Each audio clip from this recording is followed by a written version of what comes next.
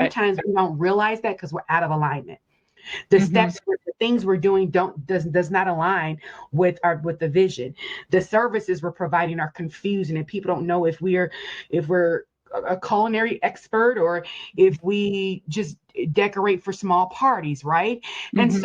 so this is just me giving you just like a simplest form of an example, but that's basically what it is. Welcome to Biz Help for You, the show that saves you the expensive learning curve by providing advice from industry experts in every facet of the entrepreneurial journey. Too many small businesses collapse. According to the U.S. Census Bureau, 20% fail within their first year, and less than 35% make it to their 10th anniversary. The goal of this podcast is to change that statistic. So if you're interested in learning more to be a successful entrepreneur, tune in today. Let me tell you a little bit about my guest today. Jessica Fields is a seasoned leader in talent management with 2 decades of experience. She's dedicated to helping leaders and individuals develop authentically and expand their service reach, fostering an engaged and growing workforce. In 2020, she founded Guided Fields LLC, which offers professional development through coaching, training, and programming, providing goal clarity, thought partnership, and career growth pathways. Jessica is also a conference speaker, inspiring leaders to grow and thrive by using their authentic talents. You can learn how to ensure your business activities align with your vision and mission, recalibrate when necessary, and balance leadership responsibilities with personal self-care to foster a thriving work environment. So, Jessica, welcome to the show. Thank you for having me, Candy. I'm excited for this conversation. Of course, we met a few years Yes. ago. I heard you speak at the conference. Actually, I've heard you speak twice at the conference, and I knew I wanted to have you on the show. So I'm glad that we were able to get you here and connect. But before I get into questions I have for you, I would love for you just to share your story of how did you become an entrepreneur? Candy, I think that any entrepreneur, especially your listeners, I'm pretty sure we all probably have this same innate desire in us when it comes to entrepreneurship, right? You may not quite know where your lane is at first, but Mhm. as far back as I can remember, I always felt like there will become a time where I'll step outside of corporate America or working for someone else. And I had this desire to have my own thing, right? Mhm. Just to keep it simple, you have your own thing. Right. And a lot of times we start off in so many things, right? And Mhm. we realize, okay, you know what? It's time to take that jump. So it started off just with my career in human resources, finding my sweet spot in talent development, and realizing that I had a desire to help people authentically show up and connect as leaders, not to just keep things moving or get things done, but to also enjoy what they do, serve others, and it's reciprocal, right? And Mhm. to have their cup filled up in return. And I think that's possible. So, yeah, I think I've always known there's been this entrepreneur spirit, as they call it. Mhm. And you kind of go through some ups and downs until you hit a place where you're like, okay, this is it. I'm clear Mhm. and I'm ready. So yeah, that's kind of how I got here. And it came with me having really good leadership along the way. But if I were to be honest, just having good leadership does not really give you the full picture. I also had some leaders who were not so great at it, right? Mhm. Nothing to knock them. They were also talented and bright. However, I paid attention to what got people moving forward where it benefited everyone versus benefiting one person or just a goal. So Mhm. that's kind of what got me here. Well, and I think leadership can be difficult. A lot of times, people start in a position in a job, in their corporate position, or they start a business and it's them doing, their duties. And then all of a sudden it becomes, well, now you're supervising someone or you're mentoring someone. And as an entrepreneur, we're hiring someone. And we don't always have experience ahead of time to even know how to lead, right? And so, Absolutely. I would love for you first to even just share, do you have a tip, if someone is in that position where maybe they're just getting into leadership, they're not sure if they're doing it correctly or how to even do it, like what would you advise them? I love just the story you gave because it is so real. That's how it usually is. We're good at our function, right? And we Hmm. show that we're a leader of a function or process, and then, oh, a person gets thrown into the mix. Hmm. And then Right. that's what's like, oh, okay, I have to get that person to maybe do what I'm doing. And we don't quite realize that they may not do it like us. And that's where the Hmm. challenge comes in, right? How do we get them to be a part of this forward movement, but they do it differently than I do it? How do I help, right? But no, that's a great question. The first thing comes to mind is identifying another leader that you respect and admire. We don't get anywhere. When I coach other leaders, I let them know it is not just up to you to know what to Hmm. do next. You may not know what to do next. The transparency of that is actually very freeing.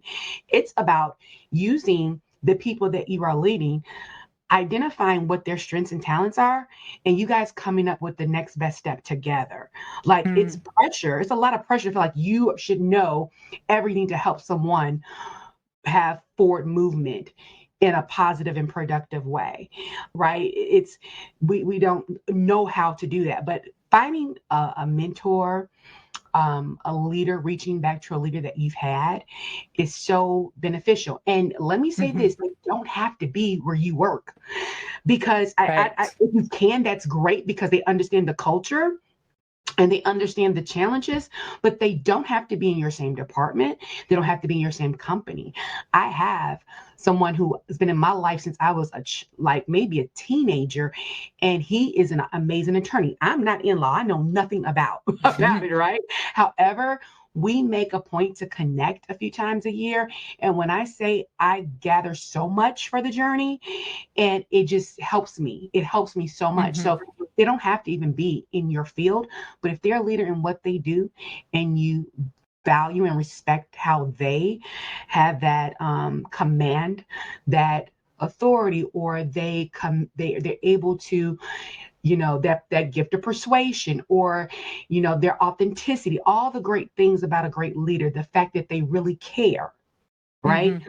With stewardship, all those things, connect with those people, keep them in your back pocket to help you along the way. That's the first thing I think of, because that's what I've done. That's what I've done. Hmm. Full too, because a lot of times if you don't have those skills yourself and you're thinking, well, these leaders, they're like strict and they're, they have to push, you might think military or something, Right? right? Yeah, right. We have Yep. these goals, you have to do it this way, and Yep.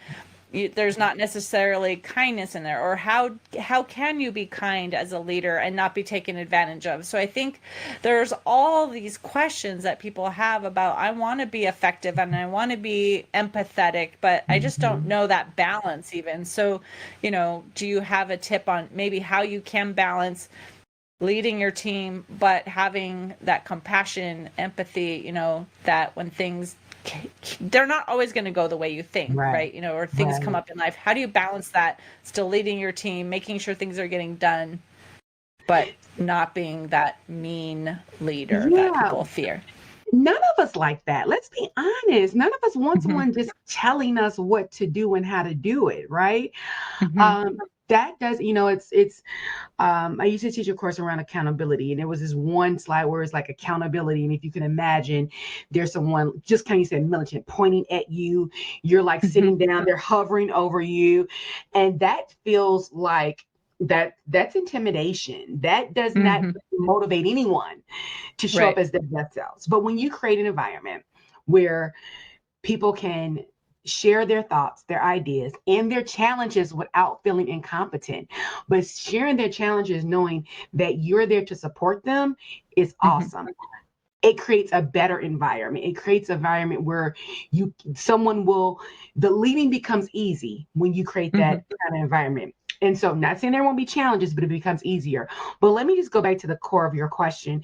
So it's I think it starts with yourself. What is your own idea of what leader? Do you have a realistic idea of what leadership is? And if you Hmm. don't, if you do or don't, whatever that is, challenge it. Okay. Hmm. If it's already what we would say maybe holistic, maybe you feel like, I am someone that I definitely connect with them. I hear them. I give my team a platform to share their ideas, innovation, even their challenges, but maybe I'm not seeing them connect well. Maybe we're still having a hard time moving forward, or maybe you're still having a hard time for them to buy into the vision that the path you should be on for your business. Sometimes, I always say this, knowledge is not understanding. Just because you tell someone something doesn't mean they understand. You can give them a blueprint. You can give them your playbook, right? With your tips and tricks. But if you don't communicate with someone in the way that they can understand it, they still can't, no one can duplicate you. And I think that's a lot of times when we step into leadership, we think that, oh, just do what I did and you'll be good. No, Right. it doesn't work that way. It doesn't work that. Nothing works that way with anything you try to do, whether you're trying to lose weight and someone says, well, just eat this and do that. And if it was that simple to just knowing what to do, we would all have we would be beach summer ready bodies all year round, right? And that's not the case, because my fall body definitely came with me over summer, right? But I know what to do. So just knowing isn't enough. We all require a certain amount of inspiration, motivation, attention. There has to be understanding. We have to be able to connect with it. So I would say first starting with yourself, reframing your idea of leadership, and then including the people that you lead, right? Sharing with them those visions and goals, the why around what we do, understanding, helping them see their value. I don't care what their role is. I am so big. When you have a team and you want to connect with them and you really want, and you really care. And I'm talking about authentic leadership, right? I'm not saying all of this for them to just say they care and say they want to do it. And because we can tell, people can tell when you're authentic. So when you're doing authentically, you absolutely want to make sure that you're communicating with people the way they like to be communicated with. First of all, we all have a communication language. Some people need to think. Some people need step by step. Some people are like, you know what? I need you to be very direct with me. So there is a place where someone may say, with me, just tell me I'm straight to the point. Tell me. Let me ask my questions for understanding, and I can get the job done. Someone else is like, you know what? There's some gray area, and I may need you to show me a little bit, right? We all learn and communicate differently. So once you evaluate yourself as a leader and what leadership really is for you, challenge that. If it's very murky, or if it does look like this drill sergeant over your team, you definitely need to challenge that, right? And you will find more freedom in leaning into your team, understanding what motivates them, understanding how they like to be communicated to, making sure they understand the vision and the culture that you're providing, the space you're providing for them to thrive, right? And this is the hardest part. And this is why a lot of leaders do a lot of telling, thinking you're supposed to do. They don't offer the understanding, right? But they want you to do without their support. It doesn't work that way. You have to think about, okay, so what if this person tells me they need support and I may not have that skill set? Then we need to work together to see what we can do, right? And that's where it's almost like, as a speaker, right? Putting on my speaker hat right now, a speaker could tell you, especially if they're new to it, the worst part of speaking is when someone has a question and you don't know the answer to it, right? The dreaded question that you don't know the answer to. But it's one of those things that your team member may need support and you don't have the answer. You don't know how to supply it. However, just saying that you hear them, that you understand whatever that challenge is or pain point, but we're going to work together for a solution, is everything. And not just saying it, but doing it, right? And I think that's the biggest thing. So if I could put that in a package, be aware of what leadership means to you, challenge it, and be willing to offer support by whatever that takes to do it. Offer support. And someone will appreciate that and know that they're in the right place. Someone will stay with you no matter what you're paying them, no matter where you are on your journey, because they believe in what you all are doing together. They feel valued and they know you're going to grow together, right? The plan is that we all grow and move forward together. So that's what I would say. That's what I would say to someone trying to figure that out. Perfect. So then how do you define leadership alignment, and why is it crucial to ensure that business activities align with the company's vision and mission? Absolutely. Great question. So the way I see leadership alignment is, so all the functions of your business should align with your vision. Mhm. We have so many, especially when you're starting out. Now, I absolutely feel there's times when you may need to pivot, even if you're seasoned, and maybe you always have to be looking to develop, right? However, Mhm. a lot of times in those first few years, we start off with this vision, and we take what we've gathered along the way, and we found something that we want to provide, or something we're great at and that we can do for a service for someone else. However, maybe at first or somewhere along the line, it's not quite working like we expect. And we may start to pivot into things that we're good at. So, for example, my background is HR. I've been in talent management, recruiting. I've been a employee relations specialist. I've had a hand in many arms of HR. I can write a pretty doggone great resume, but when I tell you I paid someone to write my resume, because I don't like doing it. So my point is, you may be good at a lot of things, right? However, do you go off the path, or do you stay on the path? If your vision is to offer, for me, professional development services, I'm also good at planning parties. Does that mean I pivot and I turn guided fields into a party planning business? Right? No. So I think alignment is important, because we find ourselves trying a little bit of everything, seeing Mhm. what works, seeing what's lucrative. So it's very important that we stay in line with the vision, right? And that our Mhm. activities of our business match that. If Mhm. you're supposed to be um providing, there's another example. If you're supposed to be a chef and you're doing it at a banquet hall, and you're like, now if your bigger goal was to have a banquet hall and offer decorating service and culinary services, then great. But if your vision is to really be the best chef you can be and offer private dining experiences for small to medium sized parties, however, there's a need for decorating, but that's something you can do, but not your strength and not part of your vision. You have to evaluate. Do you stop and do that just because you know how? Mhm. Because anything you pivot and do takes time and energy away from where your main focus needs to be. So it's kind of like, keep your main focus. And Right. sometimes we don't realize that because we're out of alignment. The Mhm. the things we're doing does not align with the vision. The services we're providing are confusing, and people don't know if we're a culinary expert, or if we just decorate for small parties, right? And Mhm. so this is just me giving you just like a simplest form of an example, but that's basically what it is. So in leadership, as you are leading others, and just as a leader in your business, because this is the thing, we're leaders in and outside of the workplace, right? Where everyone is leading something. Mhm. And anything you want to do well, it has to have a vision. There has to be steps to get to that vision, and you have to stay focused. So I think that there's things that come in that cause us to be out of alignment. And Mhm. I can talk more about that as you go. I don't want to jump so far ahead, but that's what it is. That, making sure that all your business activities are aligned with what you want to do, the service you provide. It's aligned with the branding that you have. It's Mhm. aligned with the content that you put out there.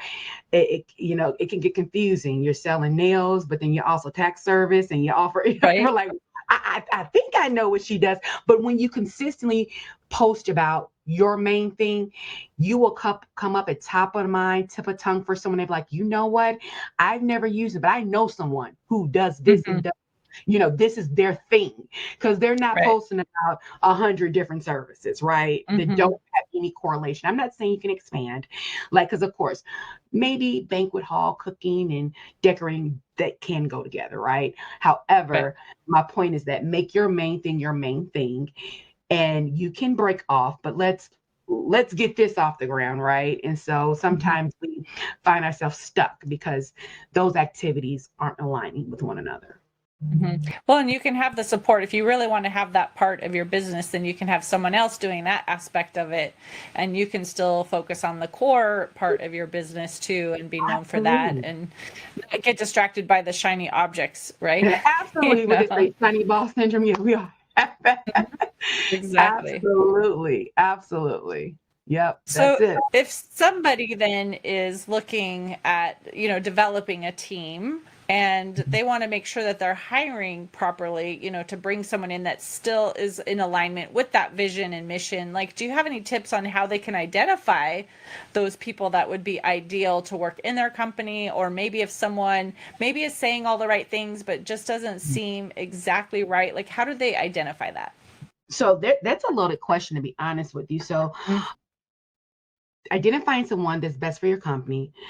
And then you said someone who's saying all the right things, right? Because there are people Mm-hmm. that through an interview process, we think they are and they're not. So that's twofold. And I've taught many courses about this actually. So first of all, let's work our way backwards. They're saying all the right things, and you're trying to identify maybe in an interview. Is that what I'm getting? Maybe like you're trying to identify people to join your team. So Yes. first of all, it's the kind of questions you ask. You should be asking behavioral-based interview questions. So questions that ask them about what they've done. And since you're an expert in the field, you'll know what's fluff and what's not. So for Mm-hmm. example, I always say, you can ask me, Jessica, what, back in the day, we used to ask questions like, what would you do? Right. Well, we all know what what we would do, Candy, in any situation, right? We could think about what's the perfect scenario and call that out. But if you ask someone, what have they done? That looks a little different. So, for example, Mm-hmm. if you ask me, well, Jessica, like maybe it's a position with to be a healthcare coach. I don't know. And so you say, Jessica, when's the last time you successfully completed a fitness or health journey, and what was the result of that? And I can tell you, you can say, what would you, right? Like, what would you do if you had to complete a health journey or fitness journey? And I can absolutely tell you what I would do. Oh, I work out. I would work Mm-hmm. out 3 times a week. I would have a high protein diet. I would, get my sleep, and I would drink tons of water. I could tell you what I would do. But if I say, Jessica, tell me about a time that you actually did, that sounds Mm-hmm. good. So one tip I have, which encompasses a lot of tips, when you first ask questions about when people have done things and worked with certain systems and certain processes, whatever is related to your business, you want examples of times they actually did. And what you want to listen for, you want someone that may take time to think, because anytime it's something that someone has done, they have to recall. It's not sitting at Mm-hmm. the top of their mind. So silence, embrace silence. And then you want to sit and listen to, they should paint a picture. There should be dates, times. They may recall who was around. That's a storytelling, right? And that needs to be a part of it. That's how you can tell if things are coming from authentic place. Okay, Mm-hmm. well, I was working with a client and they had this goal. So I had to do a lot of research, and I had to talk to my mentor or pull these books, and they had diabetes, but then, but they didn't have high blood pressure. Everyone's different, right? Every story is Right. different. So when you're listening to looking for someone to checking to see the authenticity of something, it should be, tell me about when you actually did something. Mm-hmm. You want to, they should be able to paint a story with some keywords. They may have to stop and think, pay attention to their body language. And you should be looking for the results of that. What was the results? Who was involved? What role did you play? Because sometimes people are telling you a story that they've been a part of, but didn't have a big role in. Mm-hmm. Right. That's another place where we get tripped up when we're hiring for talent, right? Mm-hmm. They had a role in, they were a part of it, but they didn't have a major role. Well, you find out they were taking the notes. Okay. That was their Mm-hmm. role. So they know the bigger story, but they don't know how to project manage. Right. They don't know, Mm-hmm. right? And so, but you believe they do because they have all the right things to say. So you have to, when I tell anybody, and then what I was going to originally say before you asked about, people say all the right things, which ties into this, is that you have to that authenticity, right? You can tell when someone is kind of being authentic, and that kind of helps you see that, right?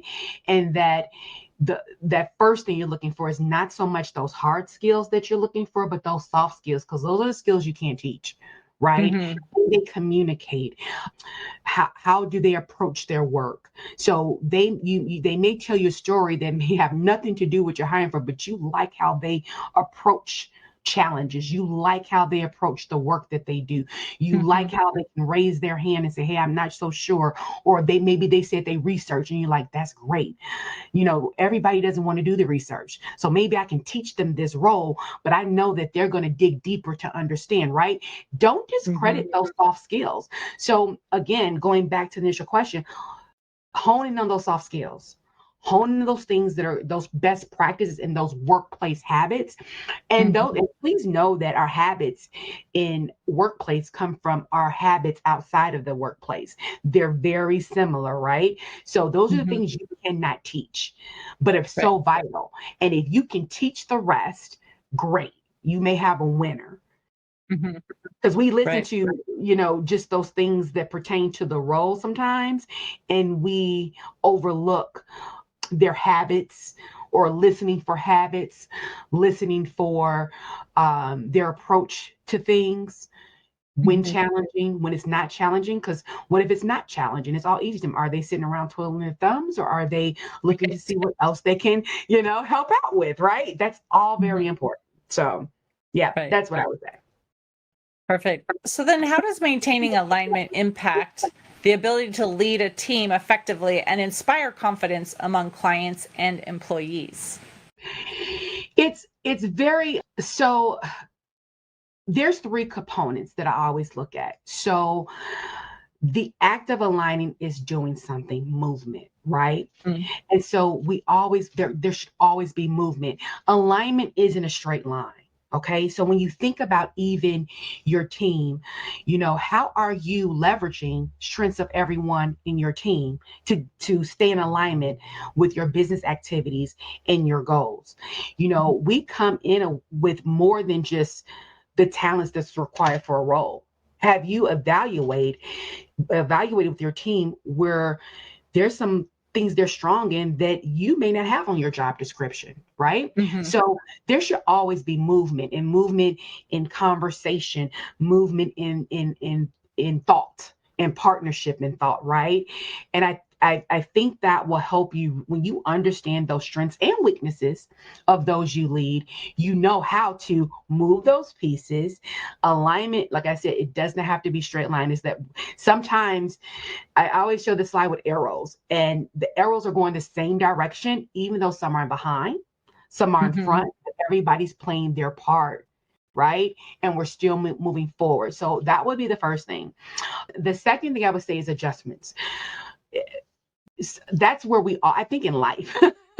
People, Mhm. we get tripped up on the adjustments. We don't want to change. We don't want to move the parts. We're like, we just want it to kind of go this way and not have any waves, not have any curves, and it does, right? And so I think it's managing through the adjustments. And those are times when we will get out of alignment. When we Mhm. have to adjust, it's sidebar. When speaking, I always tell people when I'm, giving them tips or coaching them about speaking, I always say transitions. Transitions. You have to be prepared for your transitions. You're on one part, you have all this thought on this one part. How are you going to transition and connect the dots? That's to where you're going next. And Mhm. that's how I see this, those adjustments.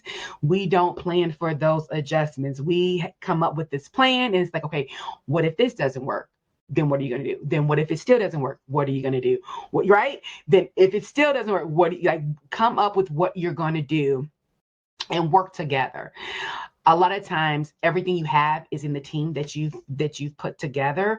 Mhm. If you really, the way you've, you know, kind of formed your onboarding process with your team and the culture you've set and the expectation, a lot of what you have may be on your team.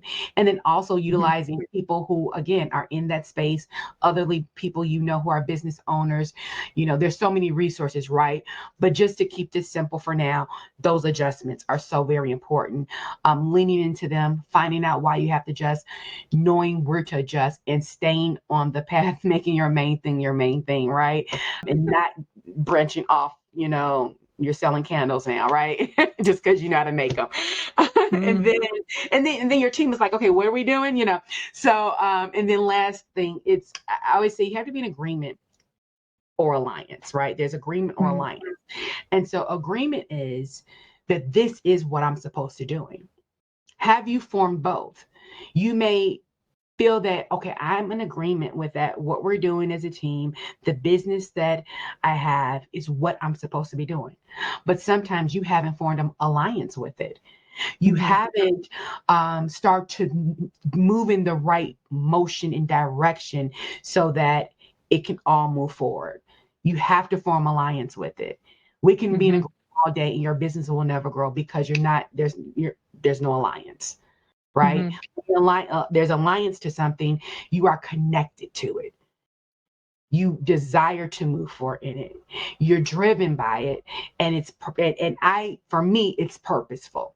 Okay, so if you create that culture with your team, I think that I always have you guys, and this is the thing with teams, you always have to it's not a one-time conversation. If you're meeting, if you are having weekly or monthly follow-ups, and even for small business, you probably meet more often, right? You guys are all intertwined. Right. Like it's not this once a day thing. You don't even need one-on-one sometimes, you're small. We're all in this together, but that needs to be a forefront, right? Keeping in alignment with what we're doing every day. This is where we're making adjustments. This is what's working well. How are we moving in alliance? Understanding, the support we need. So I think that alignment is just really important in leadership. When you're leading others, they need to see that connectivity. Your business has to thrive, and it can only thrive if you have that connectivity. Right.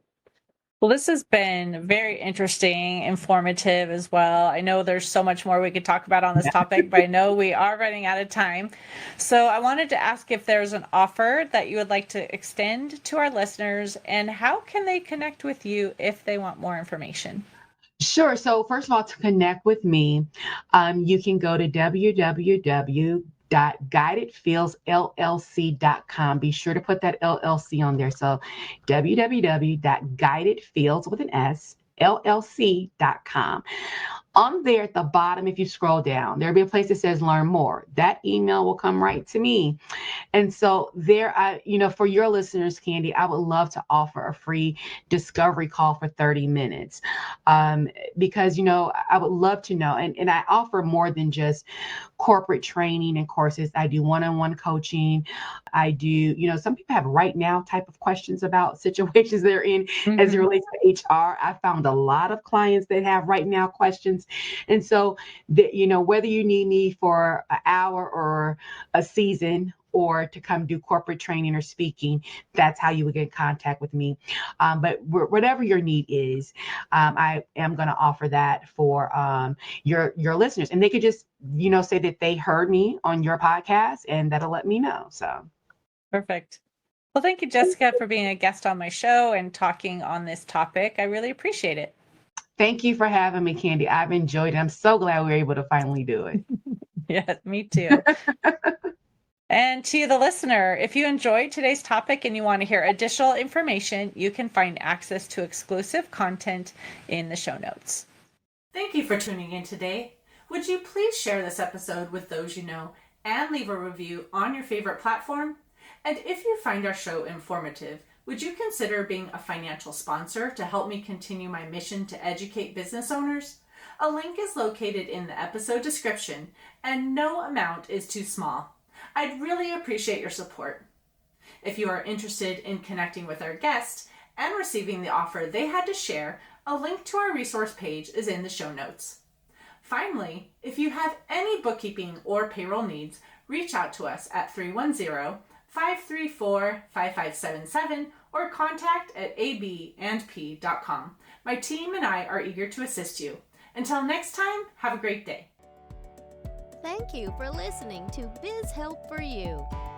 Please join your host, Candy Messer, again next time. Have a terrific day.